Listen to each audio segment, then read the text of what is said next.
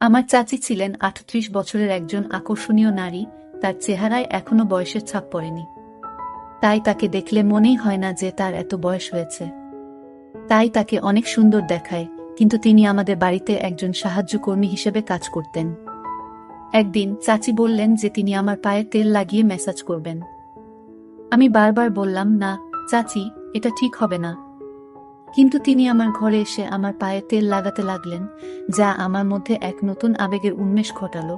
আমি তার চোখের দিকে তাকালাম এবং দেখলাম তার চোখে একটি অদ্ভুত আকাঙ্ক্ষা, যা আমি আগে কখনো দেখিনি। তারপর হঠাৎ করে তিনি আমার আবেগকে আর নিয়ন্ত্রণ করতে পারলেন না এবং সারা রাত। আমি তখন ২১ বছরের তরুণ এবং আমার চাচি আমাকে সব সময় অনেক যত্ন করতেন। ছোটবেলা থেকেই তিনি আমার সব কিছু খেয়াল রাখতেন। আমার ভালো লাগা মন্দ লাগা সব তিনি জানতেন। আমার গল্পগুলো তোমরা শুনো, কিন্তু সাবস্ক্রাইব করো না। দয়া করে গল্পগুলো ভালো লাগলে ভিডিওটি লাইক, শেয়ার এবং চ্যানেলটি সাবস্ক্রাইব করো প্লিজ। আমি কখনো ভাবিনি যে আমি আমার শৈশবে যেভাবে এত যত্ন পেতাম, সেই একই দৃষ্টিকোণ থেকে আমি আবার এমন কিছু অভিজ্ঞতা পাব। আমার মা বাবা ২ মাসের জন্য মালয়েশিয়া যাচ্ছিলেন এবং এই সময়ে মা বাড়ির দায়িত্ব আমার চাচিকে দিয়ে গেলেন। পরের দিন সকাল ১:০০টায়, যখন আমার মা এবং বাবা মালয়েশিয়া যাচ্ছিলেন, তখন পুরো বাড়ির দেখাশোনা করার দায়িত্ব আমার চাচির উপর এসে পড়ল। আমার চাচি সব জানতেন এই বাড়ির বিষয়ে। কোথায় কি রাখা আছে, কখন আমার খাবার লাগবে, যখন যা লাগতো চাচি আমাকে সাহায্য করত। তাই মা বাবা চলে যাবার পর তেমন অসুবিধা হয়নি চাচির। তিনি বেশ ভালো করেই এই সংসারটা চালাচ্ছেন। তাই আমারও চাচির প্রতি অনেক ভালোবাসা জন্মে। মা এটি শোনার পর বেশ চিন্তামুক্ত হলেন এবং মা বললেন, বাড়িতে কেউ নাই, তাই ভালো করে যেন আমরা থাকি। কোনো ধরনের অসুবিধা হলে যেন তাদেরকে আমি জানাই। চাচিকে দেখতাম আমার প্রতি তার ভালোবাসা দিন দিন বেড়েই চলেছে, যা আমাকে অনেক ভাবায় তুলছিল। আমি মনে মনে চাচিকে অনেক পছন্দ করতাম। তার চলাফেরা আমি সবসময় লক্ষ্য করতাম। চাচি আমাকে অনেক ভালোবাসেন। ছোটবেলায় তিনি আমাকে অনেক কিছু খাইয়ে দিতেন, আমার অনেক যত্ন নিতেন, যা আমার অনেক ভালো লাগত। সেদিন তার স্পর্শে এক অদ্ভুত অনুভূতি পেলাম। এত বছর পর তার সঙ্গে দেখা হওয়ায় আমি খুব খুশি হলাম। তার কাপড় সব নাকি নোংরা ছিল, পরিষ্কার করার নাকি সময় পায় নাই আমার বাবা চলে যাওয়ার কারণে। তাকে বললাম, তুমি মায়ের রুমে গিয়ে কাপড় পাল্টে নিতে পারো। আমি ভুলেই গিয়েছিলাম যে তিনি তখন মায়ের রুমে কাপড় পরিবর্তন করছিলেন। আমি মায়ের রুমে ঢুকতেই দেখি তিনি কাপড় পাল্টাচ্ছেন। তাড়াতাড়ি চোখ বন্ধ করে ফেললাম। তিনি দেখলেন আমি লজ্জা পেয়েছি এবং শান্তভাবে বললেন, সুমন, তুমি চোখ খুলে দেখো, আমি তোমার মায়ের শাড়ি পরে কেমন লাগছি।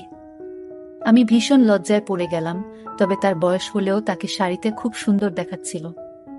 কিছুক্ষণের মধ্যেই তিনি শাড়ি পরে বেরিয়ে এলেন। আমি তার সৌন্দর্যে অনেক মুগ্ধ ছিলাম, কারণ তার চেহারার এখনো বয়সের ছাপ পড়েনি। তাই তাকে এত বয়সেও অনেক সুন্দর দেখাচ্ছিল। শাড়ি পরে তাকে খুব সুন্দর লাগছিল। এভাবে কয়েকদিন কেটে গেল। প্রায় ৫ দিন পর তিনি আমাকে ছোটবেলার স্মৃতিগুলো বলতে শুরু করলেন। আমি খুব আবেগপ্রবণ হয়ে পড়লাম, কারণ তার স্মৃতিচারণ আমার ছোটবেলার অনেক কথা মনে করিয়ে দিচ্ছিল। একদিন গোসল শেষে আমি ঘরে কাপড় পাল্টাচ্ছিলাম। তখনই তিনি এসে বললেন, সুমন, আমার কাছে এসো, আজ আমি তোমাকে একটি আরামদায়ক মালিশ করে দেব। এমন কথা শুনে আমি খুব অবাক হয়ে গেলাম। আমি বললাম, না চাচি, আমি নিজেই করব। আমি একটু লজ্জা পাই অন্যদের সাহায্য নিতে। এরপর আমি তাকে অনুরোধ করলাম, মালিশের চিন্তা বাদ দিয়ে রান্নাঘরে গিয়ে দেখি কি নাস্তা বানানো যায়। আমার বারবার অস্বীকার সত্ত্বেও তিনি আমাকে সহায়তা করতে জোর করলেন। আমি মনে মনে ঠিক করেছিলাম যে যতই তিনি জোরাজুরি করুন না কেন, আমি তাকে মালিশ করতে দেব না, কারণ এখন আমি বড় হয়েছি। আমাদের কিছু সীমার মধ্যে থাকা দরকার। আর আমি অনেক লজ্জা পাই। আমি চাচির দিকে মনোযোগ দিয়ে দেখলাম। তিনি তখন সেখানে বসেছিলেন এবং বললেন, তুমি আমার হাতে মালিশ করাতে দিলা না, কিন্তু আমাকে জামা পরতে দাও। আমি চুপচাপ মাথা নিচু করে তার সামনে দাঁড়িয়ে রইলাম। তিনি আমাকে আমার পোশাক দিলেন, তারপর তিনি আমাকে কাপড় পরাতে শুরু করলেন। সেই সময়ে আমার চাচিকে দেখে আমার মনে অনেক রকম চিন্তা আসতে লাগল। কিন্তু চাচি আমার পরিবারের একজন সদস্যের মতো, তাই আমি তাকে নিয়ে কোনো খারাপ চিন্তা করতে পারিনি। একদিন আমি চাচিকে বলেছিলাম যে তিনি যেন এই বাড়িটিকে তার নিজের মনে করে। এরপর তিনি এই বাড়িতে এমনভাবে থাকতে শুরু করলেন যেন এটি তার নিজের বাড়ি। একদিন আমি বন্ধুদের সাথে একটি পার্টিতে যাচ্ছিলাম। চাচি আমাকে জিজ্ঞেস করলেন, তুমি কোথায় যাচ্ছ? আমি বললাম, আমি একটি পার্টিতে যাচ্ছি। তখন তিনি বললেন, আর তুমি একা একা পার্টিতে যাচ্ছ? মাঝে মাঝে তোমার এই গরিব চাচিকে নিয়ে বাইরে একটু ঘুরতে নিয়ে যেও। একা একা আমি বাড়িতে কি করব? আমারও তো ইচ্ছা হয় বাইরে যাওয়ার। আমি তাকে বললাম, ঠিক আছে, আমি তোমাকে বাইরে নিয়ে যাব, তবে তোমাকে ভালো পোশাক পরতে হবে এবং ভারতীয় মহিলার মতো পোশাক পরতে হবে। চাচি আমার প্রস্তাবে রাজি হলেন। আমি মায়ের রুম থেকে একটি সুন্দর শাড়ি এনে তাকে দিলাম এবং বললাম, এটা পরো এবং ঠিকভাবে রেডি হয়ে নাও। যখন তিনি রেডি হয়ে বেরিয়ে এলেন, তখন তাকে দেখে আমি অভিভূত হয়ে গেলাম। মায়ের ঘর থেকে বেরিয়ে এসে তিনি এত সুন্দর দেখাচ্ছিলেন যে তার সৌন্দর্যের আভা আমাকে মুগ্ধ করেছিল। তিনি আমার মায়ের ঘর থেকে আধা শাড়ি পরা অবস্থায় বেরিয়ে এলেন। সাজগোজে তাকে একেবারে মডেলের মতো লাগছিল। তাকে দেখে আমি চোখ নামিয়ে নিলাম। তিনি বাইরে বের হওয়ার সময় দরজার সাথে ধাক্কা খেয়ে আমার উপরে পড়ে গেলেন। আমি কিছুটা লজ্জা পেলাম এবং তাকে সরানোর চেষ্টা করলাম, কিন্তু তিনি তখনও ছিলেন। আমি হঠাৎ অনুভব করলাম যে আমাকে সামলে উঠতে হবে এবং তাকে ধীরে ধীরে সরে যেতে বললাম। তারপর তিনি সরে গেল। তার স্যান্ডেল খুলে রেখে আমি মায়ের একটি সাধারণ স্যান্ডেল দিলাম। আমরা দুজনে গাড়িতে করে পার্টিতে যাচ্ছিলাম। পার্টিতে গিয়ে আমার বন্ধুরা তাকে দেখে ভাবল তিনি আমার বান্ধবী, মানে আমার গার্লফ্রেন্ড। চাচি সেই ভুল ভাঙানোর পরিবর্তে সবার সামনে বললেন, তিনি আমার বন্ধু। পরে পার্টি শেষে আমি তাকে জিজ্ঞেস করলাম, তুমি কেন এমন করেছিলে? আমি তাকে জিজ্ঞেস করলাম। তিনি হেসে বললেন, তোমার বন্ধুরা যখন ভাবল আমি তোমার বান্ধবী, তখন তোমার মুখে যে বিস্ময় ছিল তা দেখতে চেয়েছিলাম। তাই আমি বলেছি আমি তোমার বন্ধু। যদি এতে কোনো অসুবিধা হয় তবে আমি দুঃখিত। আমি বললাম, দুঃখিত বলার কিছু নেই, তুমি যা করেছ সেটাই ঠিক ছিল। তিনি বললেন, আমি তোমাকে ছোটবেলা থেকেই চিনি, তাই তোমার চিন্তাগুলো বুঝতে পারি। আমি মুচকি হাসলাম। এরপর তিনি বললেন, এখন সবাই আমাদের বন্ধুত্বের কথা জেনে গেছে, আমি তোমার বন্ধু হতে চাই। সেদিন থেকেই তিনি আমার ভালো বন্ধু হয়ে গেলেন এবং বললেন, তুমি আমাকে সুমাইয়া বলে ডাকতে পারো, এতে আমাদের জন্য ভালো হবে। তিনি একজন মহিলা, তাই প্রথমে তাকে সুমাইয়া বলে ডাকতে কিছুটা লজ্জা পেলাম। তবে তার নাম বলার পর তিনি খুব এক অদ্ভুত প্রতিক্রিয়া দিলেন, যেন লজ্জাবোধ করছিলেন। পরে আমরা ক্লান্ত হয়ে ঘরে ফিরে গেলাম। পরের দিন সকালে আমি কলেজে যাওয়ার আগে কোনো শার্ট পরব তা নিয়ে বিভ্রান্ত ছিলাম। যখন মাকে ফোনে দিতে যাচ্ছিলাম, তখন সুমাইয়া চাচি আমার ঘরে এসে বললেন, কোনো শার্ট পরতে হবে তা নিয়ে চিন্তা করছো? তিনি বললেন, তোমার চাচি যখন বাসায় আছে, তাহলে তোমার পছন্দের ব্যাপারে আমাকে জিজ্ঞেস করতে পারো। আমার রুচি খারাপ নয়। এরপর তিনি আমার পছন্দের একটি শার্ট দিলেন এবং আমি তা পরে কলেজে রওনা দিলাম। বিকেলে তিনি বললেন, তুমি খুব ক্লান্ত লাগছ, চলো আজ তোমার মাথায় তেল মালিশ করি। তিনি আস্তে আস্তে আমার মাথায় তেল মালিশ করতে লাগলেন। পরদিন সকালে ঘুম থেকে উঠে দেখি তিনি আমার পায়ের কাছে ঘুমিয়ে পড়েছেন। আমি আতঙ্কিত হয়ে বললাম, আপনি এখানে কেন? তিনি বললেন, আমি শুধু তোমার কাঁধে হাত দিয়েছি, তাতেই তুমি ঘুমিয়ে পড়েছ। তোমার মা কি কখনো তোমাকে মাসাজ করেনি? আমি বললাম, আমার মা আমার খুব যত্ন নেন, তাই এটি নতুন কিছু নয়। সুমাইয়া চাচি মাথা নেড়ে বাইরে চলে গেলেন। কয়েকদিন পর বাবা মা বাসায় চলে আসলো। পরে আমি যখন নাস্তার টেবিলে এলাম, আমি বুঝতে পারছিলাম না কেন বাবা এত মনোযোগ দিয়ে তাকিয়েছিলেন। রাতের খাবারের পর সুমাইয়া চাচি রান্নাঘর পরিষ্কার করছিলেন এবং পরে নিজের ঘরে চলে গেলেন। আমি সেদিন রাতেই তার রুমে গিয়ে উপস্থিত হলাম। তিনি আমাকে দেখে চমকে গেলেন এবং জিজ্ঞেস করলেন, কোনো কাজ আছে? আমি বললাম, না, কোনো কাজ নেই। আজ আমরা বেশি কথা বলিনি, তাই তোমার সাথে দেখা করতে এলাম। তিনি বললেন, ঠিক আছে, যদি তোমার কোনো দরকার হয় আমাকে ফোন করো, আমি এখানে আছি তোমার জন্য। কোনো প্রশ্ন না করেই তিনি আমাকে রাজি করালেন এবং আমি তার রুম থেকে বের হয়ে নিজের রুমে চলে গেলাম। পরদিন সকাল 9টায় উঠে দেখলাম নাস্তা এখনো তৈরি হয়নি। সাধারণত সুমাইয়া চাচি সকাল 8টার মধ্যে নাস্তা তৈরি করতেন, কিন্তু আজ তা হয়নি। আমি রান্নাঘরে গিয়ে দেখি সুমাইয়া চাচি চিন্তিত মুখে দাঁড়িয়ে আছেন।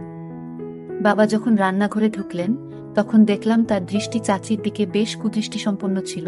আমি বুঝতে পারলাম, চাচি শুধু আমার চাচি নয়, এখন আমাদের মধ্যে বন্ধুত্বও গড়ে উঠেছে।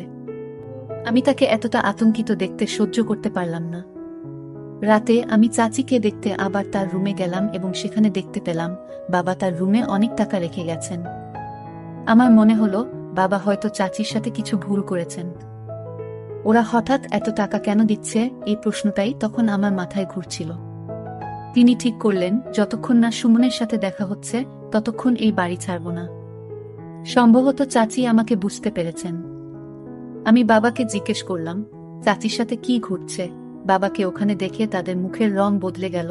আমার বাবা মা আমাকে আমার রুমে যেতে বললেন, কিন্তু আমি বললাম আমি এখান থেকে কোথাও যাব না, আমি জানতে চাই আপনি সুমাইয়া চাচির সাথে কি করেছেন। তখন চাচি আমাকে জড়িয়ে ধরে কাঁদতে শুরু করলেন। তিনি বললেন, সুমন, আমি যখন থেকে এই বাড়িতে এসেছি তখন থেকেই তোমাকে সবকিছু বলতে চেয়েছিলাম, কিন্তু সাহস পাইনি। আমি তাকে সান্ত্বনা দিলাম এবং বললাম, তুমি যা বলেছ তা সত্যি ছিল, তাই কোনো দোষ নেই। চাচি আমাকে আবারও জড়িয়ে ধরে কাঁদলেন, আর আমি তাকে সান্ত্বনা দিলাম যা আমার বাবা মা দেখলেন। মা বাবাকে নিয়ে চাচি বললেন, যদি কোনো গরিব মহিলার সাথে খারাপ কিছু করেন তা আমি মেনে নেব না। তখন আমি চাচিকে বললাম, চুপ থাকাই ভালো হবে, এখন চুপ করে এখান থেকে চলে যান। হঠাৎ করে চাচি চিৎকার করে বললেন, আমি আর চুপ থাকতে পারবো না, আমি সুমনকে সব সত্যি বলবো। তিনি বললেন, তুমি জানো না যে তোমার আসল মা রুমি, যিনি কয়েক বছর আগে এই বাড়িতে কাজ করতে এসেছিলেন, দুটি যমজ সন্তানের জন্ম দিয়েছেন। তাদের মধ্যে একজনকে আমি পালন করছি। তুমি আমার চাচি হিসেবে মেনে নিতে চাইলে আমি তোমাকে সব বলবো। আমি হতবাক হয়ে বললাম, এরা আমার মা বাবা নয়, তুমি তাদের সত্যি বলবে? চাচি বললেন, আমি জানি তুমি আমাকে হারাতে চাও না, কারণ আমি তোমার ভালোবাসা ও যত্ন দিয়েছি। আমি পুলিশের কাছে গিয়েছিলাম, কিন্তু আমার যমজ ভাইয়ের কারণে কিছু করতে পারিনি। আমি তাকে বললাম, তুমি সব সত্যি বলেছ, কিন্তু আমার কোনো কষ্ট হয় না, কারণ আমার বাবা মা আমাকে খুব ভালোবাসেন। চাচি বললেন, কয়েক বছর আগে তোমার মা মারা গেছেন, তাই তোমার বড় ভাইকে টাকা দেয়া হয়নি। সে সঠিক মূল্য পায়নি, অবস্থা খুবই খারাপ ছিল, নানা জায়গা থেকে চুরি করে টাকা উপার্জন করতেন। সেই সময়ে তিনি আমার বাবা মায়ের কাছ থেকেও কিছু টাকা চুরি করেছিলেন। তিনি একবার আমার বাবা মায়ের কাছে লক্ষ টাকা চেয়েছিলেন, কিন্তু বাবা মা এত বড় অঙ্কের টাকা দিতে অস্বীকার করেছিলেন। তখন তিনি কিছু টাকা দিয়ে আমাদের বাড়ি থেকে চলে যেতে বাধ্য হন। তিনি আমার বিশ্বাস অর্জনের অনেক চেষ্টা করেছিলেন, কিন্তু তার সত্য প্রকাশ পাওয়ার পর তার প্রতি আমার সমস্ত ভালোবাসা এক ঝটকায় হারিয়ে যায় কয়েক বছর আগে। আমার বাবা মা সুমাইয়া চাচি আমাকে দত্তক নেওয়ার জন্য টাকা দিয়েছিলেন, কিন্তু তিনি সেই টাকা সঠিকভাবে ব্যবহার করতে পারেননি এবং আমার বড় ভাইকেও সঠিকভাবে লালন পালন করতে ব্যর্থ হন। যদি তিনি তার সময় এবং অর্থের মূল্য বুঝতেন, তাহলে আজ তিনি বেঁচে থাকতেন এবং নিজের পথে সফলতা অর্জন করতেন। কিন্তু চাচি তাকে ভালো মূল্যবোধ বা শিক্ষা দেননি, তাই আজ তিনি মিথ্যার আশ্রয়ে জীবনযাপন করছেন। টাকার চেয়ে সঠিক মূল্যবোধ ও শিক্ষার গুরুত্ব অনেক বেশি। আপনি টাকা দিয়ে ভালো পোশাক কিনতে পারেন, কিন্তু ভালো মূল্যবোধ কিনতে পারেন না। কিছু সময়ের জন্য সুখ পাওয়া যায়, কিন্তু এক সময় এসে বুঝতে হয় যে মিথ্যার আজও দীর্ঘস্থায়ী হয় না। গল্পটা কেমন লাগলো জানাতে ভুলবে না।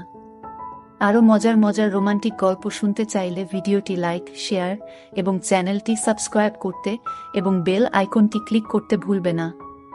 ধন্যবাদ।